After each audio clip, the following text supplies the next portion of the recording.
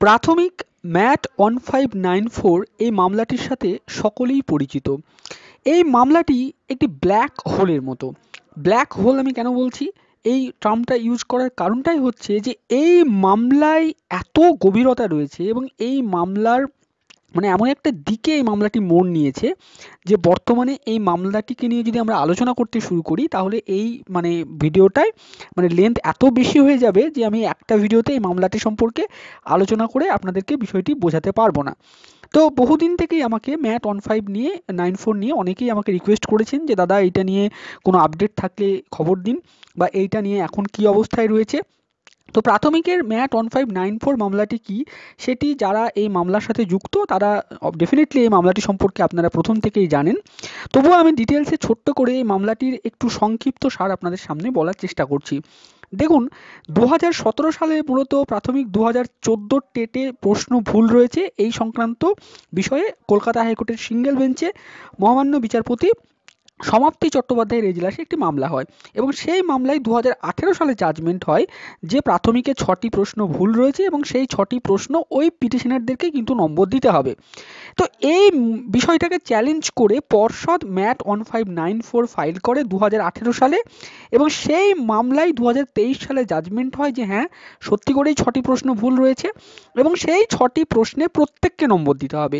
Justice সমাপ্তি চট্টোপাধ্যায় বলেছিলেন শুধুমাত্র পিটিশনারদেরকে নম্বর দিতে হবে, কিন্তু পর্ষদের করা ম্যাট ফাইলে ডিভিশন বেঞ্চ জানিয়েছিল, জাস্টিস সুব্রত তালুকদার এবং জাস্টিস সুপ্রতিম ভট্টাচার্যর বেঞ্চ 2023 সালে এসে জানিয়েছে যে এই 6টি প্রশ্নে যেহেতু ভুল রয়েছে, অতএব যারা এই 6টি প্রশ্ন অ্যাটেম্প্ট করেছেন বা করেননি পূর্বে যদি তারা নম্বর না পেয়ে থাকেন এই 6টি প্রশ্নে, তাহলে তাদের প্রত্যেককে 6টি প্রশ্নে নম্বর দিতে হবে। এখন মূলত বিষয়টা হচ্ছে যে এই জাজমেন্ট আসার পর 2023 সালে যখন ডিভিশন বেঞ্চে জাজমেন্টটা দিল, তখন যারা 2014 সালে টেট পাস টেটে অংশগ্রহণ করেছিলেন এমন সংখ্যা প্রায় 13 লক্ষর কাছাকাছি।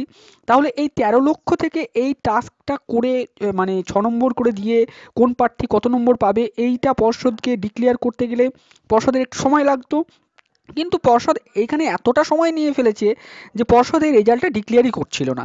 তো তখন কিছু প্রার্থী তারা আবার সিঙ্গেল বেঞ্চে মামলা করে যে দেখুন, যেহেতু ডিভিশন বেঞ্চে অর্ডার দিয়েছে 6 নম্বর করে দিতে প্রত্যেকটি প্রার্থীকে, কিন্তু পর্ষদ নম্বর দিচ্ছে না। তো তখন সিঙ্গেল বেঞ্চে পর্ষদ জানায় যে তারা এই কাজটা শুরু করেছে এবং তাদের এই কাজটা প্রায় 50% হয়ে গেছে এবং তারা নভেম্বরের 21 তারিখ কি 22 তারিখে গিয়ে 2023 সালে তারা এই রেজাল্টটা ডিক্লেয়ার করবে। সেখানে 2014 সালে যে সমস্ত প্রার্থীরা নম্বর পাবেন তাদেরকে নম্বর দেওয়া হবে এবং তাদের যে রেজাল্ট যারা যারা কোয়ালিফাইড করবেন তাদেরকে কোয়ালিফাইড হিসাবে ঘোষণা করা হবে এবং তারা পরবর্তী রিক্রুটমেন্টে অংশগ্রহণ করার সুযোগ পাবেন, যেমনটা ডিভিশন বেঞ্চের জাজমেন্ট ছিল। ডিভিশন বেঞ্চের জাজমেন্টটা এরকমই ছিল যে প্রত্যেককে 6 নম্বর করে দিতে হবে এবং যারা কোয়ালিফাই করবে তাদেরকে কোয়ালিফাই করাতে হবে এবং কোয়ালিফাই করার পরে পরবর্তী যে রিক্রুটমেন্টগুলো, অর্থাৎ যে রিক্রুটমেন্টগুলো হয়ে গেছে সেই রিক্রুটমেন্ট থেকে অংশগ্রহণ করতে পারবেন না, কিন্তু পরবর্তী যখন নতুন রিক্রুটমেন্ট পর্ষদ ইনিশিয়েট করবে তখন কিন্তু এজ রিল্যাক্সেশন দিয়েও কিন্তু প্রত্যেককে বসতে দিতে হবে যারা কোয়ালিফাই করবেন। এবার একটি বিষয় ডিভিশন বেঞ্চের জাজমেন্টে যেটা বলা ছিল 6 নম্বর করে, এক্ষেত্রে প্রত্যেকেই কিন্তু 6 নম্বর পাবেন না। যারা পূর্বে নম্বর পেয়ে গেছেন তারা নম্বর পাবেন না, যারা পূর্বে নম্বর পাননি তারাই নম্বর পাবেন, এমনটাই। কিন্তু এইটা নিয়ে আবার চ্যালেঞ্জ করে সুপ্রিম কোর্টে একটি এসএলপি ফাইল করা হয়। তো সেই এসএলপিটা ফাইল করেন দিব্যেন্দু কুন্ডু নামে একজন ব্যক্তি। তো ওনার ফাইল করা এসএলপিতে সুপ্রিম কোর্ট 6/11/2023 সালে একটি রায় দেয়। সেই রায়টা কি? সেই রায়টা হচ্ছে এইটাই যে এই যে পুরো প্রসেস ডিভিশন বেঞ্চে যে জাজমেন্ট, সেই জাজমেন্টে যেটা বলা হয়েছে যে সকলকে 6 নম্বর করে দিতে হবে, কিন্তু সেই দিব্যেন্দু কুন্ডুর করা এসএলপিতে তারা যেটা আর্গুমেন্ট করে যে এক্ষেত্রে পর্ষদের কাছে তো অরিজিনাল ওএমআর সিটই নেই। তাহলে পর্ষদের কাছে অরিজিনাল ওএমআর সিট যেখানে নেই এবং ওএমআর সিট নিয়ে একটি মামলা চলছে কলকাতা হাইকোর্টে এবং সেখানে পর্ষদের কাছে যে ডিজিটাল ডাটা রয়েছে সেই ডিজিটাল ডাটার গ্রহণযোগ্যতা বা সত্যতা এখনও প্রমাণিত হয়নি, তাহলে তাদেরকে কিভাবে 6 নম্বর করে দেওয়া হবে? তার জন্য কিন্তু এই বিষয়টার উপরে দেখুন, এই যে জাজমেন্ট 6/11/2023 সালের এই জাজমেন্টে দেখুন লেখা রয়েছে সুপ্রিম কোর্টের, in the meantime there shall be interim stay of the impugned judgment, অর্থাৎ ডিভিশন বেঞ্চে যে জাজমেন্টটা ছিল সেই জাজমেন্টের উপরে একটি ইন্টারিম স্টে দেওয়া হয়েছে। অর্থাৎ তারপরেই কিন্তু পর্ষদের ম্যাট 1594-এর যে বিষয়টা সেটা চ্যাপ্টার বন্ধ হয়ে যায়। এবং এই মামলাটি সুপ্রিম কোর্টে কিন্তু ডেট আসছিল না করে 22শে জানুয়ারি সম্ভবত একটি ডেট দেওয়া হয়েছিল। তো সেই দিনকে শুনানি সম্ভবত হয়নি।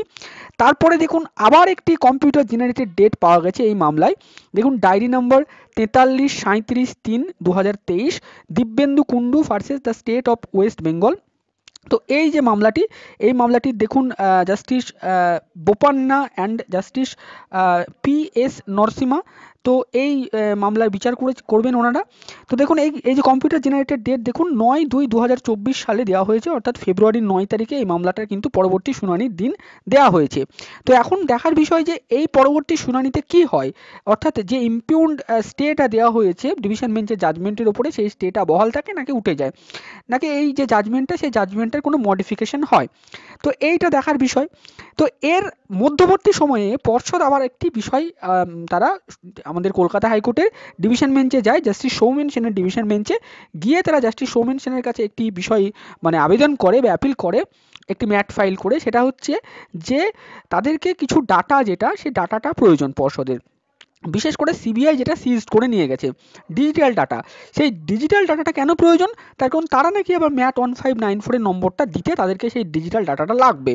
তো সেইখানে কিন্তু ডিভিশন বেঞ্চ পর্ষদের সেই আবেদনটা খারিজ করে দেয়, অর্থাৎ পর্ষদকে বলে যে তোমাদেরকে এখন ডাটা দেওয়া হবে না।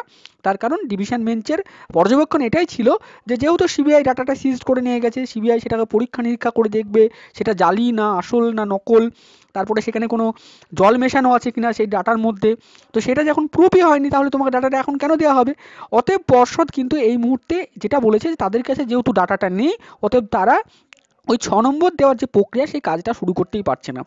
তো এই যে ম্যাট 1594 সেই 94-এর এই অবস্থাটা এখন এই অবস্থায় ঘেঁটে হয়ে রয়েছে। এখন আমি নিজেও আপনাদেরকে ডিটেলসে এই এতটুকু বললাম যতটুকু প্রসিডিং হয়েছে, এর পরবর্তীতে আমার মানে আপাততভাবে জানা নেই পরবর্তীতে যদি কোনো প্রসিডিং হয়ে থাকে। যতটুকু আমি সংবাদ সংগ্রহ করতে পেরেছি, যতটুকু আমি কালেকশন করতে পেরেছি আপনাদেরকে ডিটেলসে বললাম যে ম্যাট 1594-এর স্ট্যান্ড হচ্ছে এইটা, বর্তমানে সুপ্রিম কোর্টের এই স্টে রয়েছে, পরবর্তী শুনানির দিন এই দিন রয়েছে, এবং পর্ষদের যে স্ট্যান্ড সেটা হচ্ছে এইটাই। পর্ষদের আপাতত স্ট্যান্ড হচ্ছে যেহেতু সুপ্রিম কোর্টের স্টে রয়েছে তারা কাজ করতে পারছে না, 1 নম্বর। 2 নম্বর হচ্ছে তাদের কাছ থেকে যে ডেটা সেটা সিবিআই সিজ করে নিয়ে গেছে, তারা ডিভিশন বেঞ্চে গিয়ে অ্যাপিল করেছিল, ডিভিশন বেঞ্চে তাদের সেই অ্যাপিলটা খারিজ করে দিয়েছে, অতএব তারা এই মুহূর্তে নম্বরটা দেওয়ার কাজটাও শুরু করতে পারবে না। আপাতত অর্থে এই হচ্ছে ম্যাট 1594-এর গল্প। এবার যারা দেখুন ম্যাট 1594-এর পিটিশনার, তারা খুবই হতাশ যারা নম্বর পাবেন, তার কারণ বহুদিন ধরে দীর্ঘদিন এই বিষয়টা চলছে, এবং সবথেকে মজার ব্যাপার হচ্ছে পর্ষদ অলরেডি প্রশ্নভুল মামলায় অনেককে নম্বর দিয়েও ফেলেছে আবার চাকরি দিয়েও ফেলেছে। অতএব এই বিষয়টা যে কি সেটা সত্যি আর মানে বলাটা অত্যন্ত জটিল হয়ে যাচ্ছে। এবং আরেকটি বিষয় যে বর্তমানে অর্থাৎ এই যে ম্যাট 1594 সেই নম্বরটা কি পাবেন আপনারা, এটাও কিন্তু একটা বড় প্রশ্ন চিহ্ন। তার কারণ কি হবে সুপ্রিম কোর্টে এবং পর্ষদ আলটিমেটলি কি করবে, পরবর্তী যে রিক্রুটমেন্টটা আসছে নতুন রিক্রুটমেন্ট, সেখানে কি ম্যাট 1594-দেরকে নিয়ে রিক্রুটমেন্ট করা হবে কি না, তো এই বিষয়গুলো কিন্তু একটা প্রশ্ন চিহ্নর মুখে পড়ে গেছে। তো আমি যতটুকু ম্যাট 1594 সম্পর্কে তথ্য সংগ্রহ করতে পেরেছি সেটুকুই আপনাদের সাথে শেয়ার করলাম। পরবর্তীতে যদি কোনো আরও নতুন তথ্য পাই বা আপনারা যদি কোনো নতুন তথ্য জেনে থাকেন এই ম্যাট 1594 নিয়ে, তাহলে ডেফিনেটলি আমার কমেন্ট সেকশনে গিয়ে কমেন্ট করে আমাকে জানাবেন। তো আজকের ভিডিওটি এই পর্যন্ত। ভিডিওটি শেষ অবধি দেখার জন্য আপনাদের সকলকে জানাই অসংখ্য ধন্যবাদ।